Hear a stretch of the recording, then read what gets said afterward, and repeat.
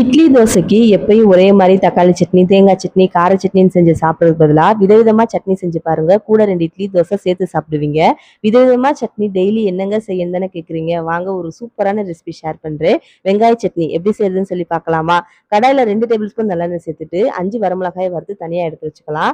அதே கடாயில 100 கிராம் சின்ன வெங்காயம், 50 கிராம் வெள்ளைப்பூடு, அரை நெல்லிக்காய் அளவு புளி சேர்த்து எண்ணெயில வெங்காயம், வெள்ளைப்பூடு, புளி நல்லா கலர் மாற அளவுக்கு சுருள வதக்கிட்டு ஒரு கொத்து கருவேப்பிலை, வறுத்து வச்சிருக்க வத்தலையும் சேர்த்து பரட்டி விட்டு அடுப்பு ஆஃப் பண்ணி இது நல்லா ஆறுனதுக்கு அப்புறம் மிக்ஸி ஜாருக்கு மாத்திட்டு ரெசிபி தூளால உப்பு கொஞ்சமா தண்ணி சேர்த்து நைஸா அரைச்சு ஒரு பவுல்ல எடுத்துக்கலாம். இப்போ இதோட டேஸ்ட்டை கூட கொஞ்சம் இன்க்ரீஸ் பண்றதுக்கு கடாயில நல்லெண்ணெய் சேர்த்து கடுகு, உளுந்து, கருவேப்பிலை போட்டு தாளிச்சு கொட்டி மிக்ஸ் பண்ணி விட்டு எடுத்து சர்வ் பண்ணுங்க. ரொம்பவே டேஸ்டியான வெங்காய சட்னி ரெடி.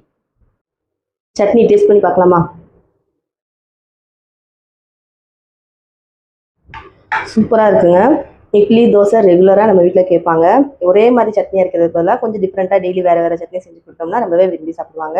நீங்களும் இந்த வெங்காய சட்னியை ட்ரை பண்ணிட்டு எப்படி எனக்கு கமெண்ட்டில் சொல்லுங்கள். சாட்டர்டே ரெசிபி சேனலை சப்ஸ்கிரைப் பண்ணுங்க, சப்ஸ்கிரைப் பண்ணிக்கோங்க. Until by from Shobana.